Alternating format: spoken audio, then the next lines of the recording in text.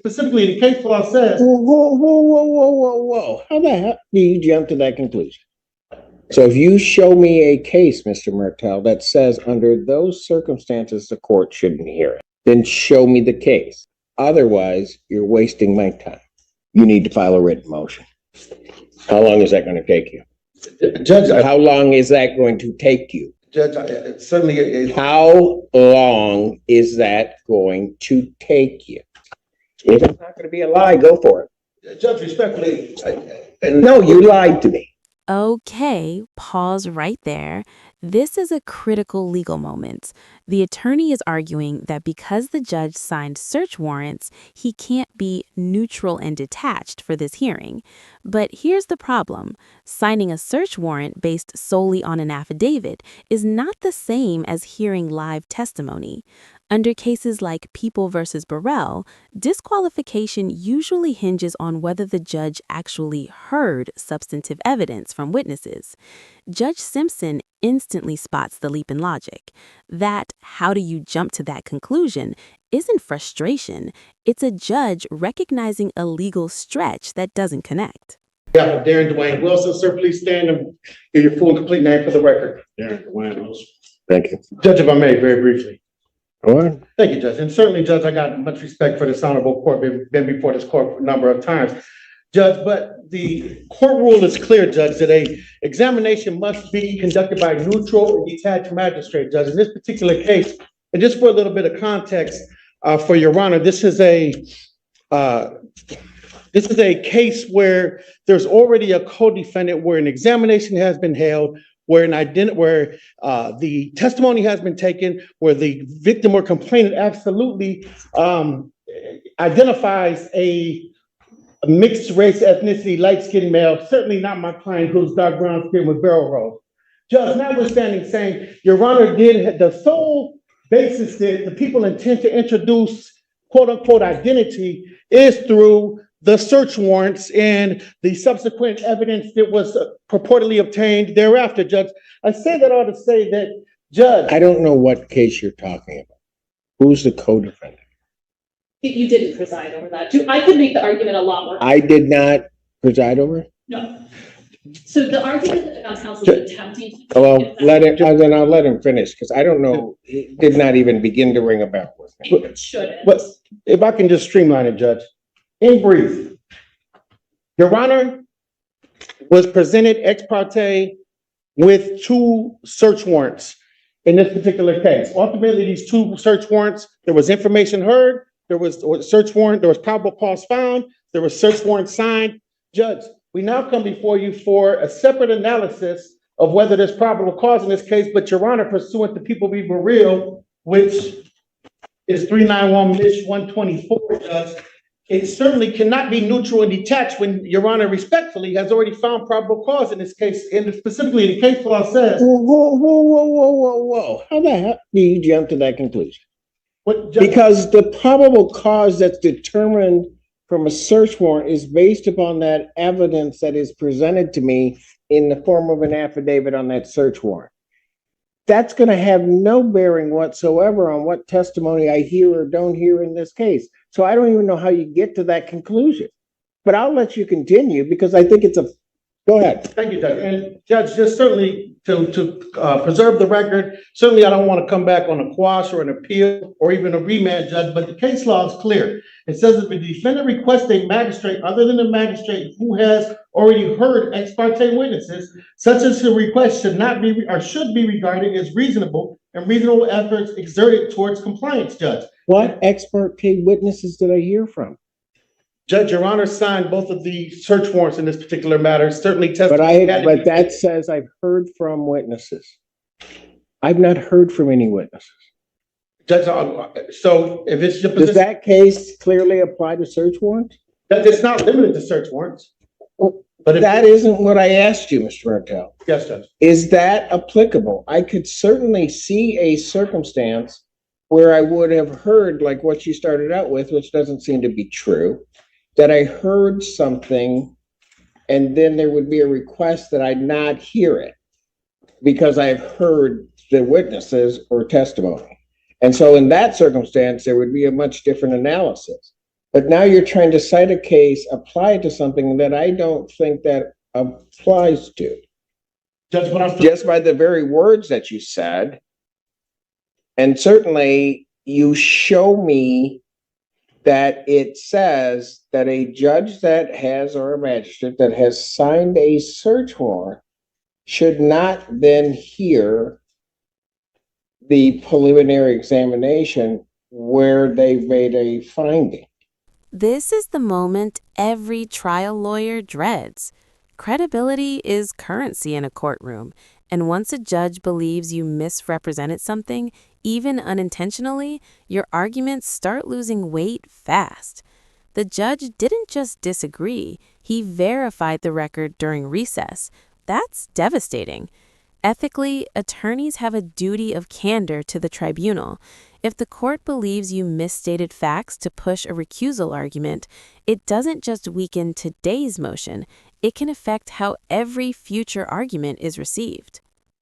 Judge, specifically, this relates to an arrest warrant, not a search warrant. However, if it's the position of the court that Your Honor has heard no testimony, sworn testimony or otherwise, then I guess our request would be moved. But I have read, so that we're clear, because you're playing fast and loose with words.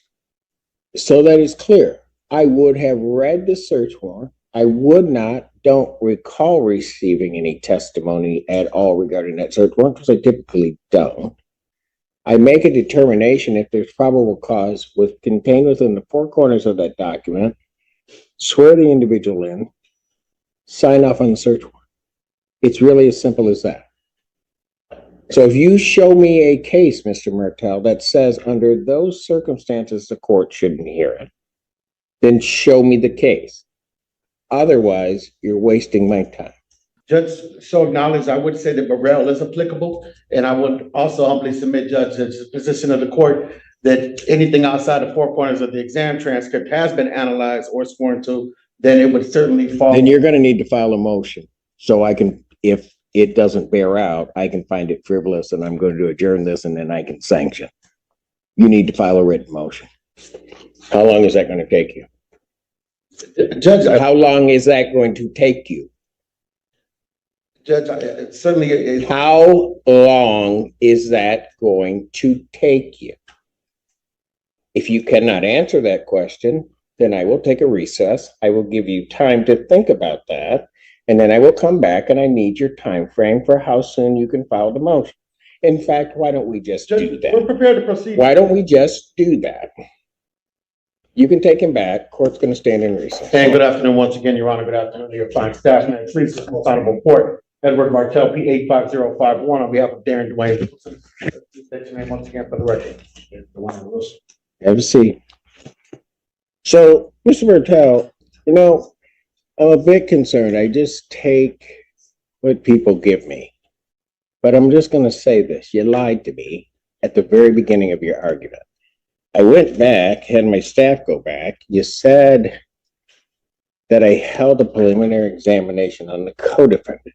I couldn't recall it, but it's not true. That was an absolute falsehood and misrepresentation to this court. Ms. Hughes then points that out, but I'm still not sure. On the break, I go back, have my staff look it up, which was some doing, but if the case that you're referring to as a co-defendant is Christopher Harrison, I didn't handle that exam. Judge Barr handled that exam. So your initial argument regarding refusal started with and I hate using the word, but it's true. It started with a lie. Then, Mr. Martel, you continued with your lie regarding the import of the case of People versus Burrell. You cite one portion of it about a magistrate who takes testimony and does that. And that's why I went through exactly what this court does regarding search warrants. And then you cite a portion of that, and I think intentionally skipped over the first part of that paragraph to mislead this court. And I'll tell you what it says. It says, whereas here, an affidavit presented to a magistrate was in conclusory form, which I'm sure those search warrants were, and did not state any of the underlying or operative fact, and no witnesses were examined, which they weren't, we can perceive no prejudice to the accused in having the magistrate who issued the arrest warrant, which is different, preside at a preliminary examination. If I may? If it's not going to be a lie, go for it. Judge, respectfully, No, you lied to me. okay, if I may, Judge, very briefly, I think the record will reflect it. When I cited or spoke about a preliminary examination, I didn't speak directly as to this court having held it, but it having been previously held. I was not present at that particular examination. However, Judge, certainly I would make no false representations as to who held it or who didn't hold it. I think I just provided that for context. You want me to play it back? Judge, I certainly do not, but You want me to play it back? Judge, I certainly, if Your Honor, some other time wants to, that's fine. No, if you're going to sit up here and tell me you didn't lie to me, you want me to play it back? Judge, then I stand corrected, Judge, but I certainly intend to make no misrepresentations of the context. The main argument is what it is. And certainly, Your Honor is not barred from presiding over this exam. But again, and I've spoken with my client in the basis of just preserving the record and putting forth this argument, certainly mean no disrespect, harassment, or delay to the people. Judge, we're prepared to proceed. If Your Honor intends to deny, that's fine. Again, we're prepared. I don't know what your motion is, because everything that is presented to me is not it. Anything else, Mr. Judge, very Martel? briefly, and I certainly respect this. Because I'm going to tell you that, quite frankly, Mr. Martel, one may have to convince me why you have not, only in terms of your misleading of this court, attempted to try to have this judge recuse for the purpose of forum shopping. Absolutely. Because, I think so. Because originally I had to step into this case, and I can tell you, you probably weren't necessarily real excited about it. But that's the way that the system works here. And so I think you're continuing on with that. And because there's no other reason, I think, to try to bring this frivolous argument. Judge, respectfully, I certainly enjoy practicing before Your Honor, and I certainly had no intent to misspeak this or in fact, I'm going to pull the exam or the transcript thereafter. As far as I don't believe any misrepresentations were made to this honorable court, Judge. I stand firm on my word. At the end of the day, I think there's a basis for our argument to put forth. If it's the position of the court that it's not, certainly, Your Honor, we will move forward with your denial, and we're prepared. I have not ruled. You will hear my ruling loud and clear. Yes, But do Judge. not presume that I'm going to deny it. Before I stepped off the bench, I asked, and I think properly so, your motion should be in writing. How long will that take you to do? If you won't answer me, then I will set the time frame. 2 weeks, please, and thank you, Judge. Defendant's motion to recuse would need to be filed by December 10th. Prosecutor will respond by December 20th. I will hear the motion on December 26th. This exam is moved to December 26th, 2024 at 12 noon. Thank you, Judge. And just like that, 2 weeks. Instead of moving the case forward, the hearing resets because of a motion that might not even survive scrutiny. But here's what's fascinating. Judge Simpson didn't slam the door. He demanded a written motion, which means now the argument has to be precise, cited correctly, and supported on paper. No more improvising. Subscribe now and comment below. Was the judge's decision fair?